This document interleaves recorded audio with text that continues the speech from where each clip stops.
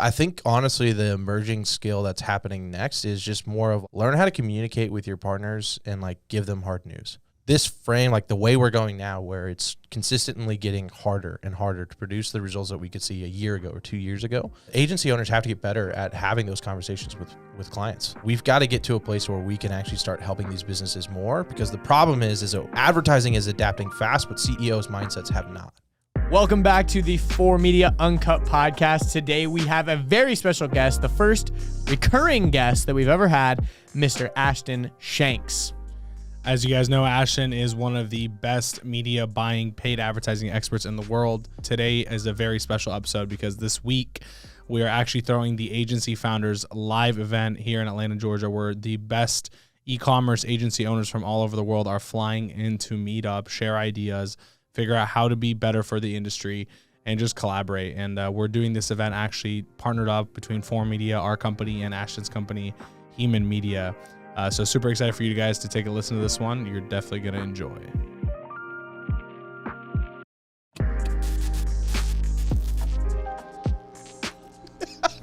So dumb. Oh, man. Ashton Shanks, welcome back to the podcast.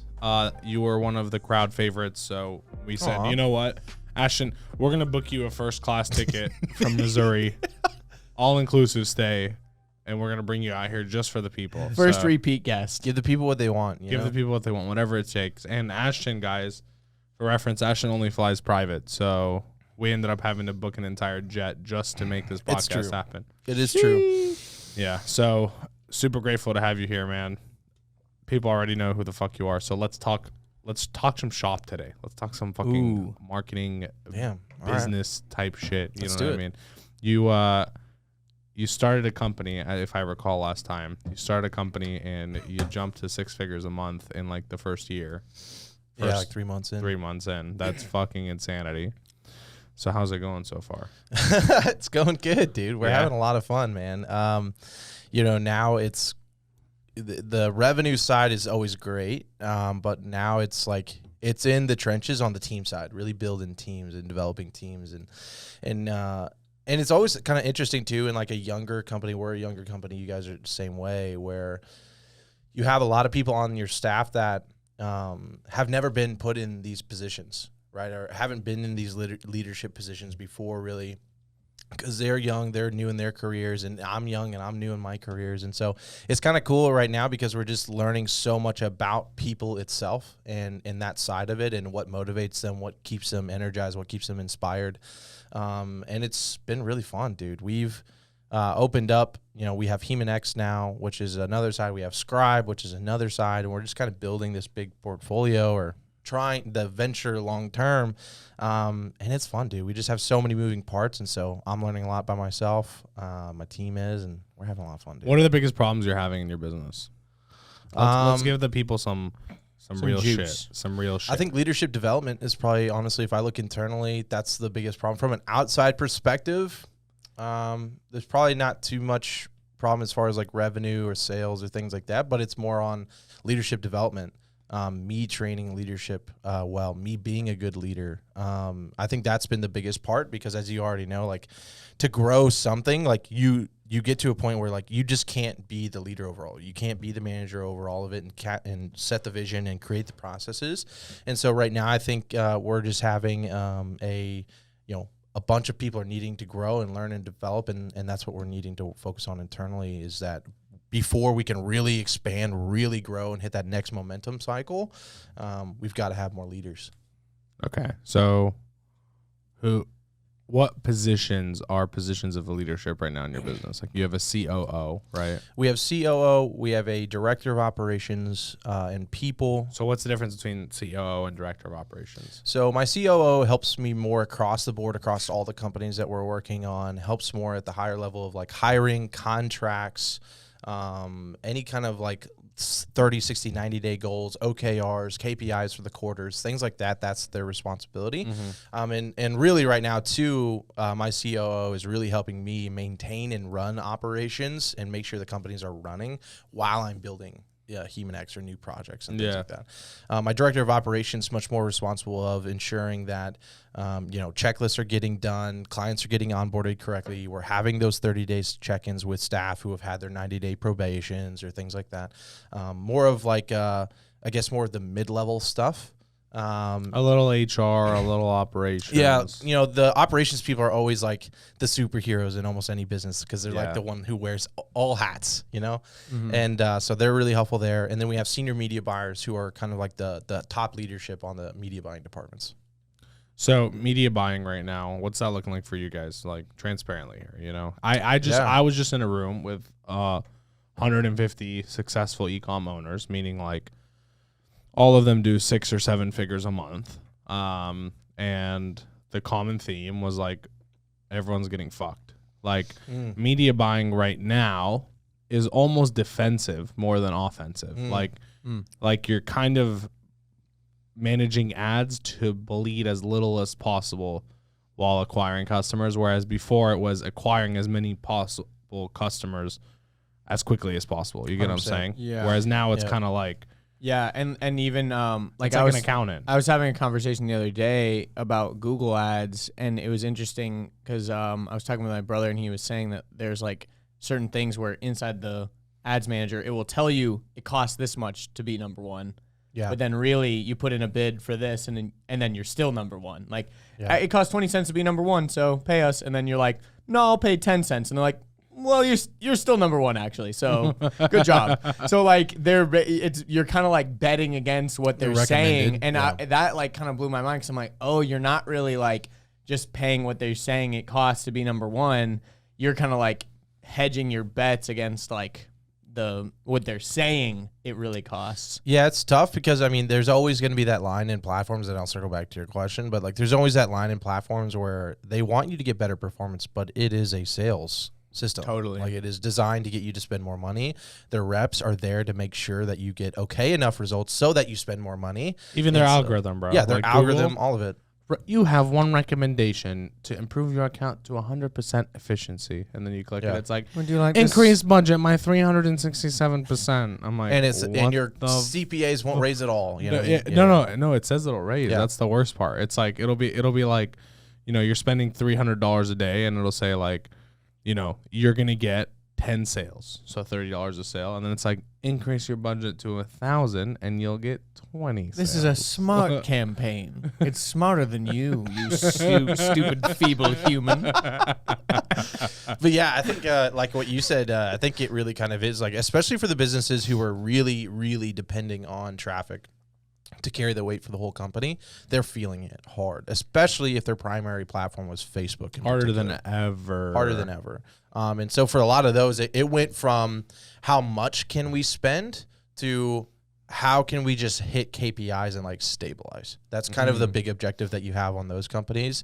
I would say though, for the companies that were like never fully dependent on traffic, but traffic was just a part of their marketing plan, those companies are doing pretty solid, just because it wasn't as a big concern for them to have the ups and downs. For them, it's more about, we just want consistent flow, consistent branding, consistent putting us in front of customers, and then our back ends trickle down and build everything else we have. Yeah. When you see those companies are doing typically fine right now, but it's the ones who are depending, specifically ones who are depending on Facebook, that are just, which is majority of companies, 100%. bro. Let's be honest. You know what I mean? It's actually a bloodbath. 100%.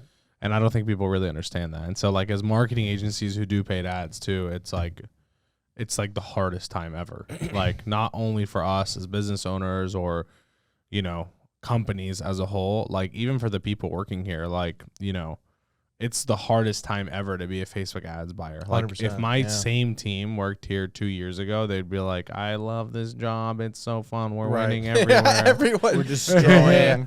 Yeah, we just made every client $1 million in net profits last month. Congratulations. Yeah, you know what I mean? No, but that's not the case. Now we're like every day having to check finances of every business to make sure things are actually running properly. So it's just interesting because, I know on the show and, in the public in general, everyone always, wants, we talk about highlights, but I think it's important as a business owner to talk about like some of these things that like are actually happening behind the scenes because other people are experiencing them. It's just like, everyone kind of doesn't want to talk about them because they don't want to seem the guy that doesn't have their shit together when everyone else does. Yeah. When in reality, I talk to everyone behind the scenes, and no one's got their shit together. Yeah. No, really, bro. Yeah, It's like way no, worse yeah. it's like way worse than you think, bro. People are yeah. like, I'll lose 40% on the front sale because in my head, in a year, it's only going to be more expensive. Like, Oh, wow. it's like that bad. I don't know if that makes sense, but like, That's pretty rough. Yeah, I mean, I think it's an interesting time because, you know, especially now when we think about agency owners or agencies in particular, like what skills do they need to start developing now? I think it comes down to two things. Like one, obviously the fulfillment side. Become very, very good at what you do, right? But I think honestly the emerging skill that's happening next is just more of like learn how to communicate with your partners and like give them hard news, or to actually strategize and have leadership with your partners or your clients. Because this frame, like the way we're going now, where it's consistently getting harder and harder to produce the results that we could see a year ago or 2 years ago, agency owners have to get better at having those conversations with clients, with their businesses. Like, this is wrong in your business. If you don't fix it, it's going to break and you are going to go out of business. Or if you don't start doing this, then your profits are just going to start going down the drain. I think agency owners, or just agencies in general, have to get a lot better at that, because you're going to see agencies take more and more of a role as like a CFO, as someone who was looking at the finances in the back end, because we see all that data anyway. But we've got to get to a place where we can actually start helping these businesses more, because the problem is advertising is adapting fast, but CEOs' mindsets have not. And so they still look at their ad accounts or their results and still expect to see the results from 2-3 years ago. I mean, how many times on an application do you see in the notes of what they're saying or why they're wanting to talk to you is because our ROAS is cut in half from what we were getting last year? Well, no crap. You know what I mean? yeah. And so being able to you're not going to work with us. right, exactly. And it's like, you know, did they just leave an agency because of that? Yeah, you know what I mean? When realistically, they might have been doing nothing wrong. Yeah. And also, even, you know, there's certain companies that are like actually doing pretty good, and they think that hiring, you know, an agency is going to like just skyrocket the results. And meanwhile, they're actually doing a pretty awesome job. So it's like, how do you even hedge that? Like, bro, even when we met, we kind of met through like mutual clients in kind of a weird way. Like, Yeah. like he was running ads for Yeah. people, and then like I spoke somewhere and they were like, oh, I want you to run my ads. And then I'd audit their accounts and be like, these are good. you know, I'm going to be honest, like, I'm going to do exactly this. Like, this isn't changing. You know, this is if my team did this, I'd high five them. Good job. You did your job. You know what I mean? Yeah. So, like, I was like, you're not going to come here and get better results. Whereas Yeah. I would even call him and I'd be like, hey, bro, this person just talked to me. Like, Yep. I told them no, but, like, we could probably make more content, or we could probably, like, do better on the email side. You get what I'm saying? But, Yep. like, I think they just don't really understand. And so people are like, Yeah. like, for example, right now, some clients, we're spending the same amount that they were spending in March at their peak, and we're getting like a 1.5 ROAS. They used to get a 2.1. To me, that's fucking exceptional compared to everyone else. You know what I mean? Compared to like what I'm seeing in the marketplace, like the fact that we even have a 1.5 at the same scale that you were at your peak prior to iOS, you should be grateful. And they're like, yeah, oh, but they're well, living in their own bubble of just their own numbers, so they're like and they looking at it in a think- bad light. And here's the big problem too, is I think a lot of companies switched agencies after iOS, like between like April and like July, let's say. And so their expectations are like, oh, this other agency didn't do a good job, so this new agency will. And the reality is this new agency will do a better job than the other agency, let's say, but it ain't going to get you back to fucking March 2020. You know what I Yeah. mean? Well, and the suckiest part is like, and it's the worst part about our industry as a whole. It's just like they're getting constant messages from other marketers or other agencies that are saying, oh, we didn't feel any effects. Our clients are getting 2019 results right now. Like literally you see that. Like I saw an ad the other day from, it was even from a Rudy Maurer. Yeah. And it was just like no effects. Like we're getting 2019 results, things like that. And it's just like, No, you're not. It's No, not a literally chance, man. Physically impossible. not a chance. They're charging 4 times the price. So They're like, yeah, we're getting 2019 results. We didn't know what we were doing in 2019. We We actually didn't sucked. get any results in 2019. Our business was founded in 2020.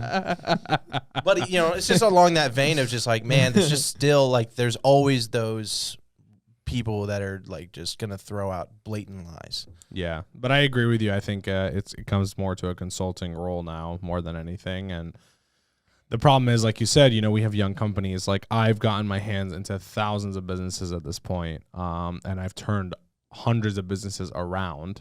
So like I have a certain level of experience that like my team doesn't have. You know what I mean? Like my team can give marketing ideas, but it's very hard for them to say, here's financially what's missing in your company, or here's what you're doing, right? And even in the past, I've given that advice to clients. I said, based on this, in 6 months, we're going to bleed out because you guys are doing X, Y, Z, and then getting fired by them. And then 5 months later, out of business. Yeah, and it's hard too because that the CFO side, like the strategic input, is what would take an insane amount of output, like of work from an agency to do that technically we're not hired for. And so it's kind of like, how do you find the balance of like what actually makes sense? Like you looking through spreadsheets in a client's business for 6 hours a day does not make sense. Yeah.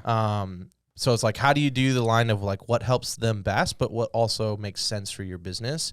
Especially when a lot of the times our advice falls on deaf ears. Like they just don't take action. Yeah. Or they don't understand. Yeah. No, that you're totally right. Like I think a lot of times they're just kind of, they're like, you're the agency, you do the stuff. Shut up and press buttons and make me money. Exactly. Change the couple little things, pull the levers and make me money. Yeah. Yeah. It's interesting. That's not how marketing works. Yeah. It worked like that for a couple of years. It was nice, man. It's nice. Like looking back, I'm like, fuck, man. I would have scaled so much harder. Right? We were talking about this yesterday. We're like, damn, bro, just makes you think like, I wish I spent so much more money. I wish I would have put more money into Floki. Oh my gosh. It's like the same type of stuff, It's like, if you're listening, buy Floki with every dollar you have. Unless this podcast comes out in like 2 weeks and it like financial advice. Dips. Do your own research. On Floki. Yeah. But Ashton, you mentioned leadership like a bunch of times, and I wanted to kind of ask you about that. Like, do you feel like the reason why you're feeling like that's kind of one of the harder things? It's hard to teach someone to become a leader, but also do you feel like it's because a lot of these like media buyers and things like that are like kind of in the younger generation, they just haven't had like leadership experience? Or do you think it's like this new world, or what do you think is like the main struggle there? Yeah, so I think at first, obviously I think it first starts with me. I think part of it has to do with I've developed dozens and dozens and dozens of media buyers, but I haven't developed dozens and dozens of leaders, And so I think it first starts with me of like, it's new ground for me to really learn, develop, because I know what I do. But what I do is drastically different than what most could probably do or like would want to do, right? And so as far as like hours and output, or like just effort and giving kind of all around, like first, it's my company, so no one's going to care about it more than me. No one's going to put the more work in than me. But there's also just the other sides of just, seriousness of discipline of like what links do I go in my personal life to make sure that I'm a good leader at work kind of thing.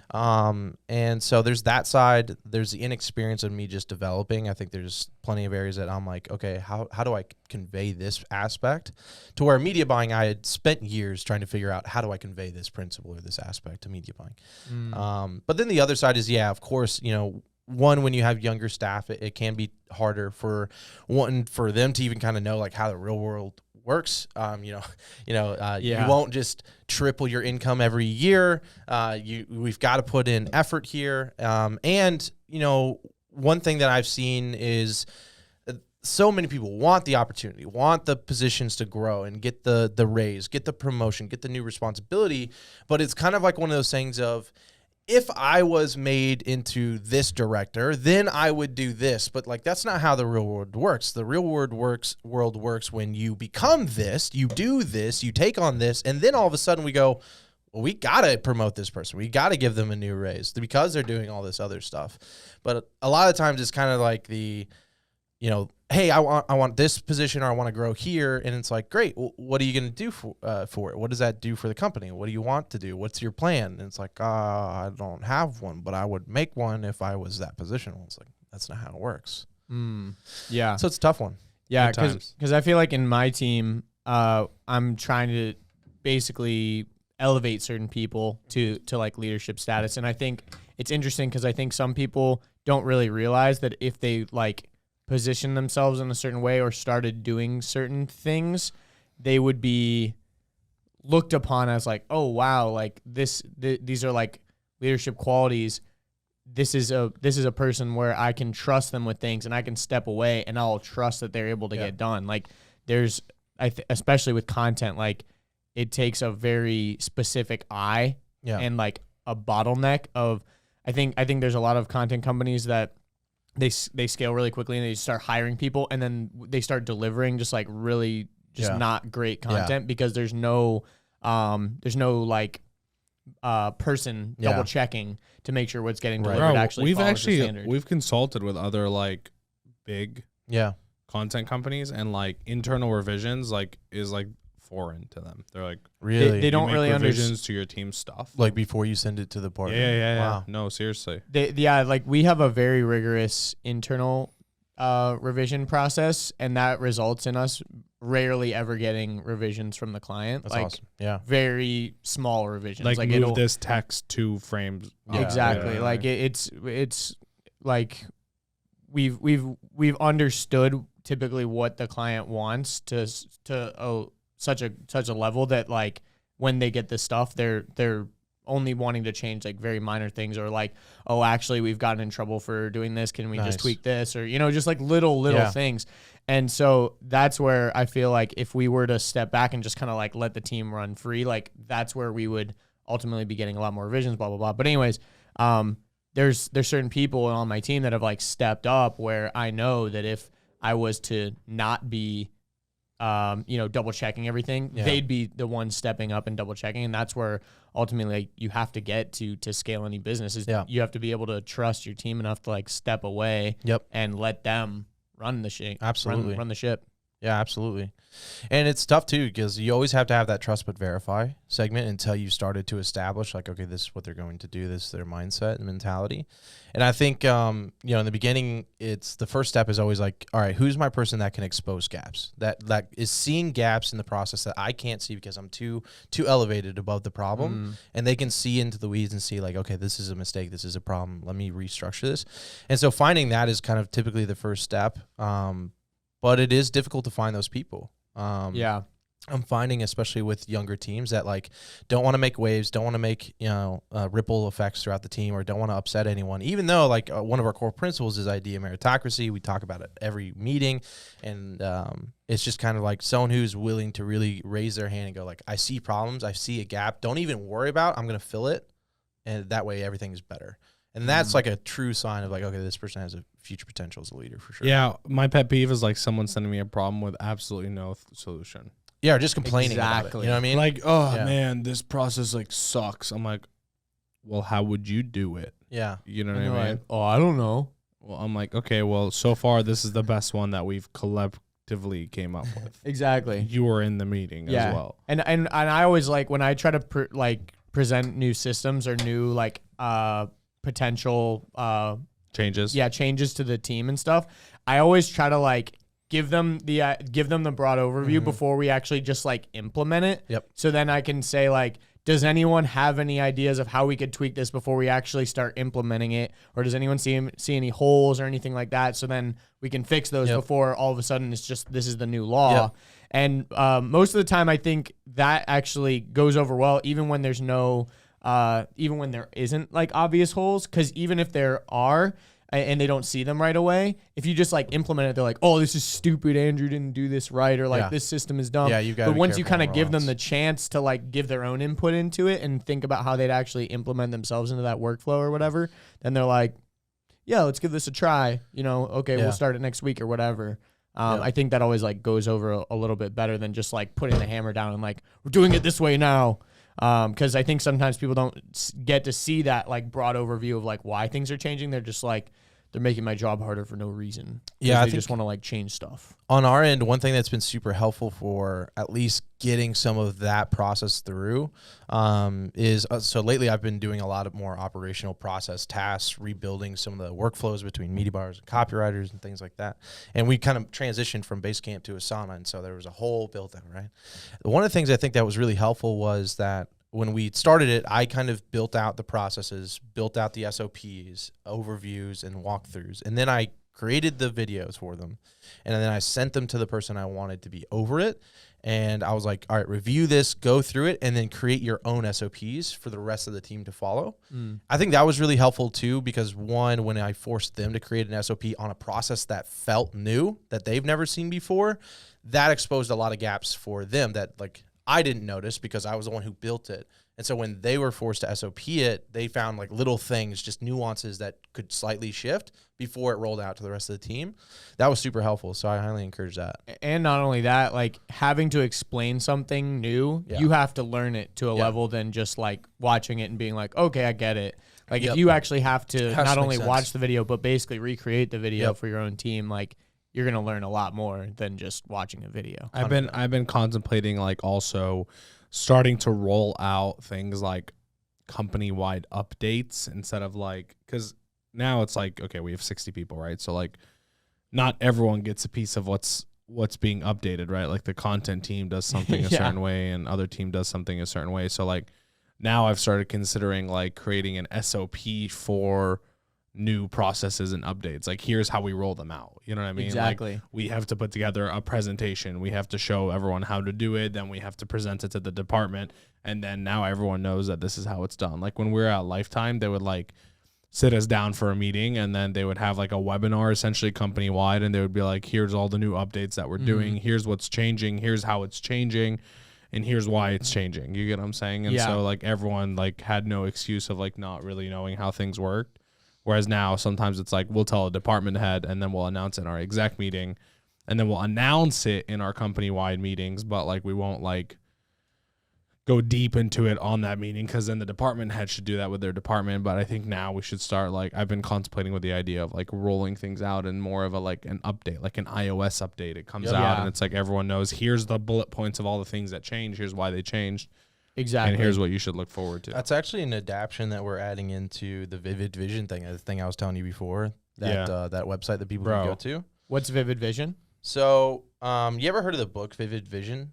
No. No, so it's a pretty good book. Actually, Eddie's the one that gave it to me. He's last like, time what's Vivid Vision? You're like, have you heard of Vivid Vision? Let me educate. What is cryptocurrency? Have you heard of it? Have you heard of crypto? No, I haven't heard of the leadership book, frame I'm doing. Yeah. I haven't heard of it. So it's basically just this book talking about like having a pure and authentic and clear, memorable vision, and not just having it for yourself, but having it for your staff. And I thought that was so true because our company had grown so fast, and we started having these other projects to where so much was going on that my team just wouldn't know about, right? And so you could feel like parts where maybe even some of them were like, man, they're like feeling disconnected maybe because Ashton's just doing all this stuff. They have so much going on, but like they're just doing their role every day, right? Their role hasn't changed much. And so we wanted a way to have that total transparency across the company to our teams. And so we built out normally it's supposed to be a doc, but I was like, what if I could bring our company's vision, our culture values, and our like transparent numbers from previous months and have a website, like an actual web page that my team could go to, put in a password because it's protected, of course, but then it shows all of it. And so I put together this page that shows all of our company culture values, any updates. We're building out offices next year, and so started having a section of like what will our offices look like, some inspiration for them. And then we have sections that show the different projects and companies that we're working on in our flywheel that we're building, so they can kind of like see what all the different projects are about and the goals for those companies. And then they see at the bottom of it, they see, let me just show you. So like at the bottom of it, we'll show last month's revenue versus where we are on projection. They'll see the churn rate for clients because that's another big OKR of ours, and then staff churn rate. So they'll see the revenues, projections, things like that, and it gets updated. It's a living, breathing document, and it's pretty cool. I think it's really helped the team that even though so much is going on, they could come to this spot and see like this is the mission that we're all moving towards. That's cool. It's actually gas. Yeah, I love that. Yeah. I created like a while ago like a mini like Google Sites. Like they have like this little Google Sites thing where you can just like make a little website on Google where it's like it was just a proof of concept for my own team, but I was like I needed a place where I could like send people like that. Like on my team, like I was getting a lot of common questions, and before it was like on a Google Doc or something, like with like just a list of a bunch of links, or like in somewhere in Monday there was just like a bunch of Loom videos linked somewhere, but like this is like an actual place where they could go and feel like you it was can click on each structured department nicely. and see SOP is like, oh, I'm an email department, and then it'll show you like, here's all the courses we have access to, and here's all the things that email team does. And I think I like the Vivid Vision one though. Yeah, I like that a lot because I like that it's more about like the vision of the company, not as much like training. Yeah, like it's more of a like. Yeah, what are you a part of? Yeah, exactly. I'll I like send that it to a lot. You can use it for inspo. Yeah, that's tight. Because I even think about like yesterday we went to a potential new area that we might be expanding into. Yeah. And that's huge. And that was like sick. You know what I mean? And I imagine like if there was other people in the company there, like how like stoked they would be. Obviously, we can't like share everything right off the bat because nothing's like set in stone or anything. Yeah. But just in general, like little things like that would be cool to, you know, have some kind of company-wide update kind of thing. Almost like I almost think it would be fun to film like a fake Apple keynote kind of thing, like where it's like there's like a presentation, like, you know, like basically not only are they informing the public, but probably a lot of people in the company are like, oh wow, I didn't know that side of the company was working on that or whatever. It's actually you know, you've like enlightened me to think that way, actually. Like a combination of like me talking about rolling out updates and you mentioning keynotes. Like I think really now as a CEO, like a part of our job should be that, like once a month, a presentation for the company. Yeah. And like, that's something I'm definitely not doing. I should like start the month off being like, hey, here's kind of the new things that are happening. You know, we're considering getting this office. We're considering doing this. You know, here's kind of what's in the plan. Here's what was good and bad last month. And here's what we should do next month. And this is kind of what the game plan looks like now, this month. Yeah. And like hyping up different teams, like last quarter, like the email team did this, and that, and everyone in the company can be like, whoa, that's crazy, you know? Yeah. And I even think about like on the content side, like we used to have, when we had a smaller team, every time one of our editors would finish a video, we had a chat where we would like send the final video in there and everyone would be like, this is fire, this is sick or whatever.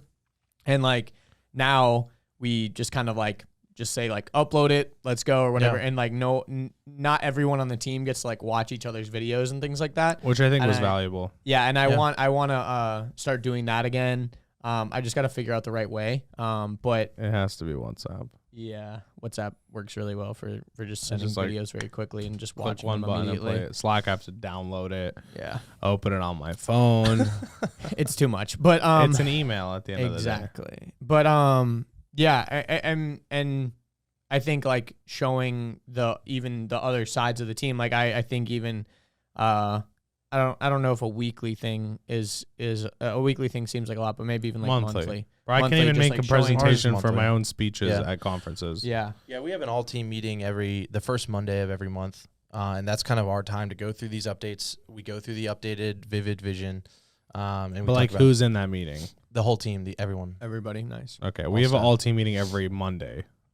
You probably just want to have one big one each month. That probably would make sense. Not like take away your weekly meetings, but like one you big have one that's more make it your first Monday or first whatever. Something that's bigger. Yeah, that is just kind of like every month we know that this is passing the vision. No excuses. Everyone's attentive, all in. This is the big meeting. Well, no. I mean, they better be no excuses, all in every Monday, every time they show up to work. Yeah. But yeah, I agree with you. Like that's kind of the presentation thing that we're talking about. I guess dude. I need to start doing that. Yeah, start with wins. Start having leadership in different departments send you updates by a certain time each month of the wins for that month.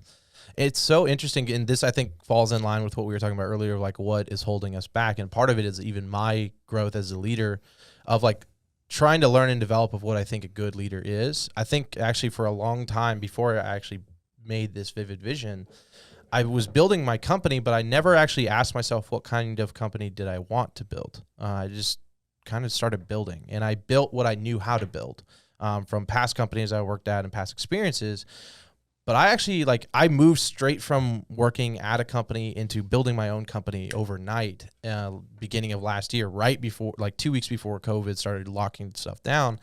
And I got super nervous. And I think I just jumped right into building that. I never actually was like, what kind of company do I want to build? And this was super helpful for me because now it's just helping, I think, differently as a CEO and how I'm trying to run the company and how I want to build teams or how I want to build leaders.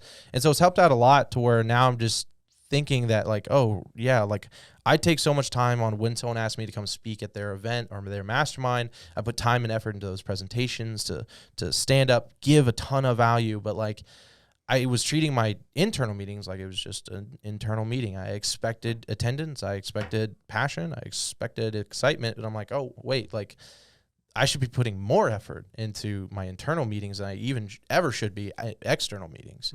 And that's really started helping a lot, but I have a lot of room to grow there. Yeah. That's good insight for sure. Do you feel like also your team is our team is like half remote, half like in-house and your team is all remote, right? All remote, yeah. When you're talking about like leadership and all that kind of stuff, do you feel like it's harder to build leadership remote, or do you feel like it's easier? 100%. Okay, cool. Yeah, it's very difficult. Mainly because like, I mean, you guys already know this, like a lot of being a good performer, even at work, is just environment.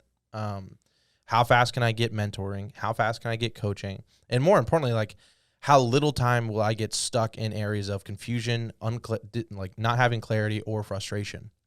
But when you're in person, you just have that energy. Like I can feel how you are. I can feel like, hey, dude, you're off today. Are you good? Like, let's just go hang out. Let's go talk. And I can have those times where I can pull them in faster to develop. But now if I feel like someone's off on the 20 minutes I have with them a day on a Zoom call or something like that, and I just feel they're off, if I want to talk to them, it's kind of like, all right, let me make sure they don't have any client calls coming up. Let me make sure they're not busy. Let me make sure they're not in a stream of flow or focus, because that's going to make them even worse for the rest of the day. And it's also just like, I don't know how your environment is around you. Like, I don't know if your wife is yelling at you when you get off my Zoom calls. Like, I don't know if you have dogs barking or babies crying all day or just so many distractions. Or realistically, like, I don't know if you're playing video games. I don't know if you're just not doing anything. Like, why are you not getting your stuff done on time? Is it because they're actually a longer task and we didn't assess that time? Or are you just inefficient? Or are you doing other things? Are you going to the gym in the middle of the day, not telling anyone about it? Like, all this kind of stuff that it becomes really difficult for sure. And like at the end of the day, you can like use time tracking softwares and things like that. Just don't want that company. Exactly. You know? And that's the thing, you know, it comes down to that. But like here, you know what's crazy? It's like Big Brother type shit. But it's not. Everyone has always clocked in and out for the last fucking 100 years. Yep. It keeps everyone accountable, and Very it keeps everyone understanding. Like it's kind of like in communism. It's like on the surface, it seems like a great idea. Everyone just does their shit, and everyone gets the same result. But like, there's always gonna be people that slack, and there's always gonna be people that are overachievers. Bro, and if you don't track that type of stuff, like, how do you make the overachievers feel like they're overachieving, and how do you make the underachievers realize that they're underachieving? Like, and how many times have we tracked and we've been right? Yeah, it's true. We're like, damn, oh my God, dude, you've only tracked 4 hours a day. What's going on? It's the time tracker's not working. Okay, cool. Well, next week, let's make sure it works. Yeah. Oh, that's interesting. Like someone else clocked 100 hours this week and you're clocking 25. Do you see the problem here? Right. And so it creates that. So like even in the office now, we have people in the office. We clock in and out of the office. I am the CEO and fucking owner, and I clock in and out. You know what I mean? Just to clock in and out and just make a point that I'm also doing it as well. And when I was at my jobs, clocking in and out, I didn't see clocking in and out as a problem. I saw it as a benefit because I could show them how hard I was working on top of my results. You get what I'm saying? Like when we were like, okay, we're going to clock in and out, all the people who put in the hours were like, cool, that's no problem. Like gladly clock in and out. I'll clock in and out on Saturdays too when I come in and work at the office. You know what I mean? And then everyone else who wasn't is like, oh man, we have to clock in now. Like, why would you be worried about clocking in? You should be showing up to work at the same time every day, and you should be leaving after a certain time every day. There should be like no reason you're afraid to clock in and out. I flex that shit. I'm like, damn, 12 minutes on lunch. That was pretty good. Did a good job there. Back to work. You know what I mean? So I know, right? Like I'm always like, only 18 minutes on lunch today. Yeah, I'm like, productivity is at its highest. Right? When I see other people, I'm like, you've been to lunch for an hour and a half. You know what I mean? So like there's a balance at the end of the day, but there's a reason, and it's crazy because like the more we build the company, every month we realize like why corporate, quote unquote, is what it is. It's because it's necessary at scale to work at the end of the day. And there's a certain point where like things will start breaking unless there are rules to make everything the same, like a government at the end of the day. There's a reason we have laws and everyone follows them or tries to. And if you don't, then you get in trouble for it, right? And it's the same in a business at the end of the day. It's not something that we're not accustomed to in life. If we speed, we get a ticket. I'm very familiar. You know what I mean? Yeah. If we do anything wrong, we get in trouble for it in real life. So like, why is that not the case to the thing that we do the most in our life? You know what I mean? We should all be held accountable. And so it's crazy. Like January till now, or November, like seeing where we were from a rule standpoint and from a flexibility standpoint to now. Ironically, I mean, now we have more work from home days than ever. Like we have actual company PTO policy. Like we have all these things in place that are good, that give people the flexibility and allow them to take vacations, time off, whatever it is. But somehow a lot of people that were here in January are having trouble navigating those new rules that we have because they were taught. Exactly. Right. And so, but it's funny, new people we bring on, we're like, here's a standard, here's how it works. And they're like, yeah, totally reasonable. Makes sense. Like not even a question, like, and they follow the rules from day one. They update everything that they need to. They clock in and out, like no questions asked. But the people that were accustomed to it before, it's crazy. Even our smartest people, you know, we see problems with that because that's what they had before. And so it's interesting now, you know, before we even onboard someone, we give them all the rules. We say, here's the rules. If you want to accept this job offer, I need you to know, here's the standard that we're holding. You're doing this, you're doing this, you're doing this, you're doing this. And it's been transformational from a quality of like intake standpoint. Now all the people we hire are A players, not just because they're A players, but because they're A players and we tell them the rules and the system and they understand that that is how this game works and that's how we're going to succeed and they follow it. So just an interesting take because on remote, you know, you don't screen record anyone. Do you have people on Discord or anything? We're Slack. We're on Slack. See, you should get everyone on Discord. Pro tip to anyone listening. Slack does have that new huddle thing. That's pretty it does, sick, but like you have to call someone. Yeah. Yeah. You don't always want to call people. Sometimes you just want to see people online. Yeah. Discord is cool because you can just like chill in an office and then you can just jump into the office and just be like, yo. Yeah, like I don't need to talk to everyone, but like if I'm scrolling through my entire company and someone who I'm trying to talk to is clearly not on Discord, I'm like, why? Where have you been? It's been an hour and a half and you weren't on Discord. Like this is a red flag for me. You know what I mean? Like this is our office. Like just even when I'm like, you know, at a conference, if I'm not like speaking or anything, I'll just jump into my Discord room. If someone wants to jump in and talk to me, they can. You know what I mean? Like you should be able to do that at your desk. Even if you're working from home, bro, you should like have your computer on speaker. You should be in Discord. Even if you're going to let the dog out or going to cook a meal in the kitchen, like I just put my shit on speaker and I put it on and I'm on Discord and like someone will be like, yo. And then I'll walk over to my computer and be like, hey, what's up? And then I'll answer the question that needs to be answered. So it just keeps it still as an office type feel. Whereas Slack, like you actually have to call someone. Mm-hmm. Yeah, exactly. You know what I mean? Like you don't want to get called all day and things like that. Too. Yeah, exactly. But yeah, remote teams is crazy. It's tough, man. It's tough. I'm really excited that we're going to be building out offices next year. Super pumped for that. Have you announced where they will be? It's going to be in Franklin, nice. Nashville area. Nice. Yeah. Next to Josh. When are you guys moving? We're moving in January. So our lease is up in December. We're going to move in January. And then shop for an office, right? Yeah. So you move there first, then shop for an office. Move there first, shop for an office. But realistically, actually, our CPAs right now are kind of perhaps encouraging us to maybe even try to get a lease before end of year to dump some capital and then pay like 6 months ahead or something like that. Yeah. So we're gonna Isaac's gonna be going out there in November, do some scouting. We have some staff already there. We're all future hires right now. Essentially, we're hiring out of Nashville if at all possible. Okay, I was gonna ask you that. Nice. Yeah, that's cool. So we have people there that'll be ready for us. But then we have some people that'll be scouting for the end of the year. If we just see a good deal, a good spot, then we'll pull the trigger. If not, we'll wait till next year. Yeah, that's exciting, bro. Once you get an office, it transforms things. Oh my gosh, dude. I'm so excited. Culture changes and like you can like this. Like we can never have this without an office. Like sure we could do a Zoom podcast, but like that shit's fucking lame. I don't know. I think it's a part that like gets team excited. Like when they see it and they like, especially the offices, dude, like some of the ideas are just so fun and so cool of just like, man, you can always tell like the people who are committed for the long-term journey, like their eyes just light up when they see something like this. They're like, oh my gosh, I can't wait to work there. You know, like one of the ideas is having a war room where it's a Hemon library for all staff. They can check out books at any time on any kind of subject like copywriting, marketing, personal development. We right? tried this. But We in failed. the center of it is like, you know those big TVs that are like whiteboards? Yeah. We're going to get like 2 of them, make it a big table. Yeah. And like when we get a new client, that's where we're going to come up with their go-to-market strategy. Yeah. We're all going to go to the war room, get their strategy out on paper, and it's just like you can sell the team. Are just like, oh yeah, this is going to be sick. Yeah. That's tight. No, that's sick. Yeah, that's really awesome. We've experimented with wanting to get those digital boards. We just like already took up all our wall space with glass whiteboards. Whiteboards are underrated, man. I love whiteboards.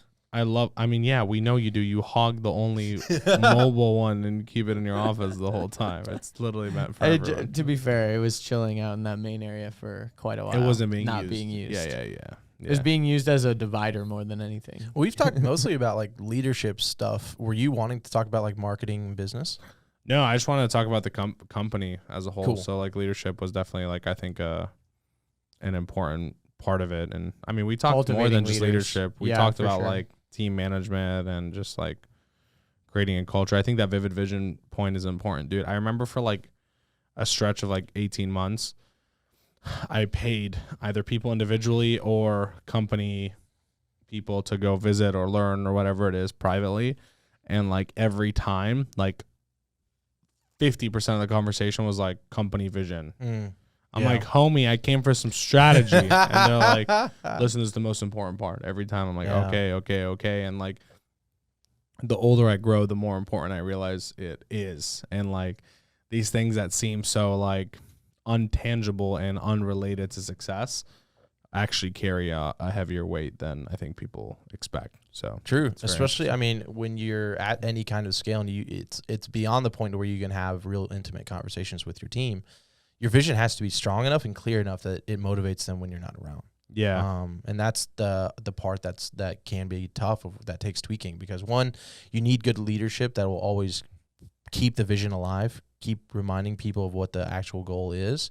But then the second thing is just like, if it's lame vision, then like who wants to be a part of that? Yeah. Or if it's just building your vision. You know what I mean? Like if Yeah. I'm just building Ashton, at this point, I get to buy a Lamborghini. So Yeah. that Once is the we get goal. here, I'm gonna sell the company and I'm gonna buy a Lambo. Yeah. I don't know what you guys are gonna be up to at that point, but sounds cool to me. Good luck out there. Yeah. Good luck. I'll write a reference letter. Did you guys see what what Sarah Blakely did when she sold Spanx? Yeah. No. So she gave every employee in her company when Pair she of sold the Spanx. company, a pair of Spanx. No, she gave every employee a first class ticket, 2 first class tickets to anywhere in the world that they want to go, so they can go anywhere with their significant other or whatever, and $10,000 cash. Nice. And I'm pretty sure she had like over 1,000 employees. Jeez, bro. It's like Yeah. 15 grand, It's a lot. you know, probably average 15 grand per 1,000 employees. Yeah, it's a lot. But I mean, she's a billionaire, so Yeah. she's the there's first that. woman billionaire Yeah, in just America. $15 million. And they live here actually. They live in Atlanta. Oh, really? They're in Yeah, isn't it crazy Jesse. though that like yeah. she barely gave anything in the scope of things per Right. person, Right. And it was $20 million. She's like, I'll write off like 1%. How cool is that? Yeah, that was sick. That made waves. Like that's really really cool. I love shit like that. and that's like besides the fact I'm sure like C-level people and execs and shit got paid out too. Yeah. Yeah. But yeah, pretty crazy, pretty cool. Structures of deals like that has been exciting for me, of like how companies have been negotiating or like working their deal, their buyout in different ways. I think it's really cool because some people are getting like really creative on how they go about those. Especially I think the days of like cash buyouts is like going down and down and down and down. Yeah. And actually, the question is like, do you think that is just because more people are acquiring, buying, and selling businesses, so there's just a lot more competition out there, or is it businesses? Is like, why is cash buyouts going down and down? Well, think about it as inflation, right? So if I was to get a loan, I would want the loan to be as long as possible at a fixed rate, Right. so that I can basically hedge against all of that. Yeah. So like when you're buying a company, that's essentially what you're doing, right? I'm saying, hey, listen, I'll give you 40% down, and the other 60% I'm going to pay you over the next 10 years, example. And so now what you're doing as a business owner is you're taking, I mean, the guy who's buying at least, he's putting the cash down so that he is buying you out, and you're, coming out with at least like a year, 2 years worth of cash up front. But all the rest of it is being, amortized out in payments. And then so that's allowing him not only to operate the business, but also to kind of hedge his bet on the business. And in 10 years, he's going to win just based on the value of the price that he paid for. And he's still paying out the same amount of payments. So you think it's more on like the seller's advantage, and that's why the deals are structured that way? No, I think it's a buyer's advantage. That's what I was. Yeah. No. It's not this. Definitely not the seller. Fuck no. I want all the cash right now. You know what I mean? That's the point. But it allows for a higher multiple because of all the things that I just talked about. Yeah. I can give you 6x on your company because I'm only paying you 2x in cash, and then the remainder of it is coming, over payments of certain amount of years. And so it allows me to cash flow from the company by the time I start paying you out, essentially. Right. You know what I mean? So then seller advantage. Yeah, for sure. Yeah. Not a buyer advantage. I mean, you would want all the cash up front, right? Kind of depends, right? I think it's almost kind of a both, and that's why I was like asking, because it's almost like a trick question. Why right? is it both? Because if I was someone who's going to take a cash buyout on $10 million, let's say, I would rather have that amortized over 10 years or 5 years, because I don't want all that cash up front anyway, because if I do, I'm going to get massive taxes taken out of it. Uncle Sam's going to take their You're going to hands get on the massive amount taxes for the either whole way. thing. Yeah, but on different amounts, different levels. Not of its really. Really? In percentage over the years, it would be the same. Yeah, I mean, Yeah, I okay. guess. Like, are you Ashton Shanks ever going to make less than $400,000 a year? No, I Okay, don't think that's the so point, though. I think it's more of like, do you want it off the full amount, or if I could, rather than like, for example, if I was going into a certain company, it'd be like, okay, I want, let's say it's $10 million.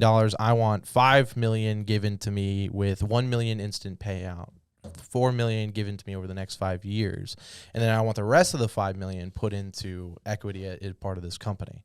That would be me trying to get away from a massive taxes on the full $10 million. And I'm hoping and assuming that the equity piece that I put in also builds in value over the long term. I get you. I'm the opposite. I'm like, okay. Give me the money now.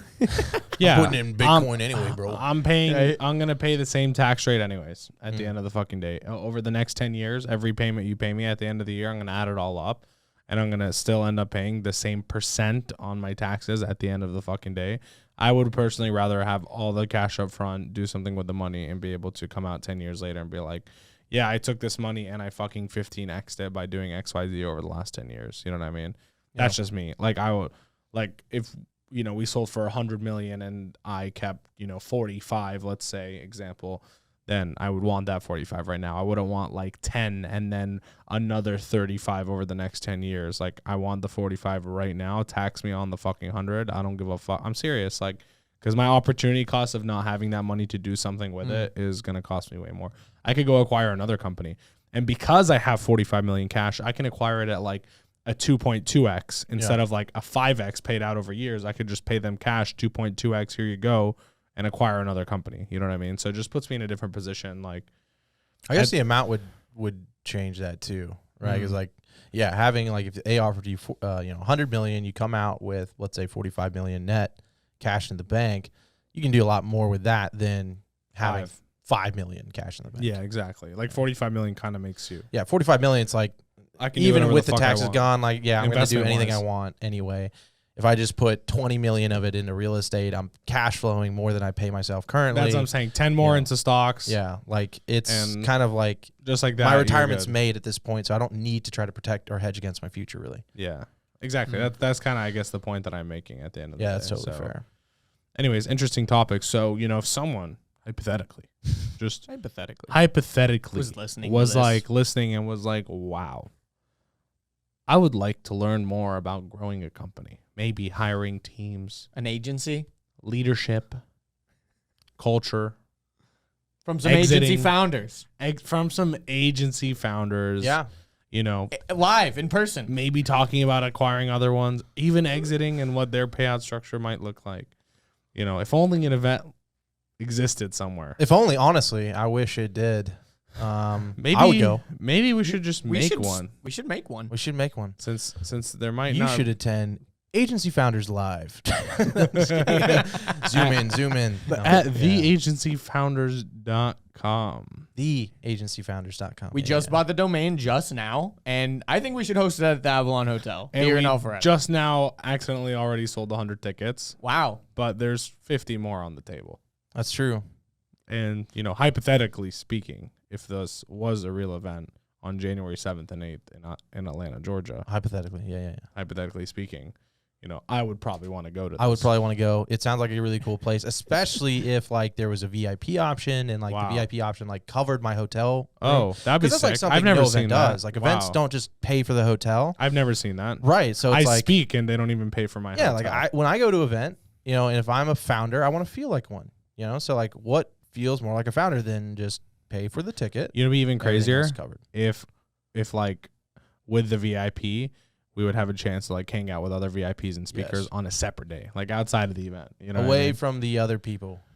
away from the. Away from the peasants. No, it sounds like good to say that, but no, they're not peasants. They're not peasants. They're They're not freaking also peasants. founders. No one that's They're coming also to the event founders, is a But peasant. it would be cool, to do it on another day. Not just after for dinner, but its own day of just those people. I don't know, man. Just crazy ideas. That sounds I know pretty we're dope. just shooting the shit right now, and this is all hypothetical. What would be sick if instead of it just being us speaking, if we invited Nick Shackelford and Taylor Welch Yup. and Tommy Patterson. That would be pretty sick. Or Joel Kaplan. Joel Kaplan, Josh I don't know. Johnston. Just people that have ran Actually done it. multi 7 and 8 figure companies. That would be dope. This is cool. This is kind of a cool idea. We should make this happen. Okay, we should stop dragging this hypothetical situation out. Our listeners are just all right, ramble. Get it. Ramble. No, I think it's actually, I'm really excited that we're doing it. And if you are listening or watching to this, we have an event coming up in January of 2022, starting the year off right. 2022 sounds so weird. That I really think is we did as a marketing, obviously, of it's the agency event of the year, but it actually, I've never seen an event like it. When you get a room of literal speakers and business owners just on the stage that have had over $150 million attributed to their company's revenue last year, not over the course of their career, last year, $150 million in revenue, over 511 staff members, and over $500 million in ad spend and advertising managed by these companies. That is just unreal. Show me another event with that lineup for agency owners. Don't see it. It's not even that. It's just we're always talking about marketing and shit like that. I think Yeah. it's time to talk about the company, Ins the and business, outs and growing. building a a business, not running. Well, one. here we are. You're we're in the podcast room and we're all right, let's get into tactical stuff, Ashton. Talk about what challenges are you guys facing? And I wasn't damn, I just really don't know how to scale campaigns. I just don't. That's what's holding us back. No, it's leadership. That's what's holding us back. Teams, hiring. That is what's holding us back right now. And honestly, that is literally yes, advertising is tough. We talked about that in the beginning, but that's not what's bringing our companies down. It literally isn't. And we have even in a time like this where it is hard to run ads, our opportunity is everywhere. And our bottleneck to growth and expansion right now is just new leaders, good team members, good processes, having clarity on vision. This is literally the shit that builds our companies and that 100%. turns us into 7-figure companies. And so having an event where we're not bringing other 7 figures, but we're bringing 8 and 9-figure business owners in to talk about the same shit that we're looking at, man, that's next level. They're going to teach us stuff. Yeah, for seriously, sure. dude. What? We talked about this earlier, when we were starting the event. It's it's our event, but we're almost selfish. We're going after the people that we look up to, that we respect, and that we want to learn from. And I think it'll be cool, man, because we'll have a front row seat to it. But this event's gonna be next level, man. Yeah, 100%. Usually we end these with, fortune cookies and all this shit, but you've already given us your fortune cookie. Everyone already knows where to find you. So I'm going to end this by saying, if you're serious about taking your business to the next level, I think you should highly, highly consider. It's theagencyfounders.com is the website. If hopefully there are tickets still available by the time you're listening to this, because, sometimes you listen to this a few months after it came out, but highly consider this. We are, like Ashton said, we're doing this for ourselves. We want to connect with other people in the room. We want to listen and hear from these speakers and vice versa. We want to share things that we've learned that these speakers ask us about behind the scenes, and just, share, I think, what's happening behind the curtains, behind the scenes, and not just like all this fluff that other people are sharing or courses that everyone's generically copy and pasting across the board. I think it's time to solve some real world business building and team building problems, not just, what's the next marketing hack for this month before we meet again in a month and figure out the next one. So, and also not feel like I'm just watching a presentation to get sold on stage, Yeah, exactly. That happens a lot at conferences. 100%. Well, this event's not to zero make money. times. Like this event is zero part of this event is to make money. Zero. We literally told our CFO, whatever we make, we want to spend more On ad on spend. making On getting this event in front of people. Yeah, we just want people to show up and be able to bring the best people in a room for 3 days together and have them collaborate, make money, make friends, build relationships, and just fucking kick some ass together. So thank you again for this episode, Ashton. It was a fucking pleasure as always. Always a pleasure. And we'll see you soon. I just had to do it all the time before the event. Bye, everybody. Thanks for tuning in to another episode of the 4Media Uncut podcast. If you want to work with us, learn with us, or even join the team and be a part of what we're doing at 4Media Marketing, just go to our website. It's 4media.marketing. No .com, no .net, .marketing, because that's all we do around here. And most importantly, share this with a friend wherever you're listening to or watching this on. Please hit that share button, send it over to a friend, someone else that you think will get value out of this. It would mean the world to us. And if you're watching on YouTube, make sure you like this video and comment down below any suggestions for future guests. And if you're on Apple Podcasts, please rate this 5 stars and leave us a review there. That helps us tremendously in the algorithm world. Thanks again for watching, and we'll see you on the next episode of 4Media Uncut Podcast.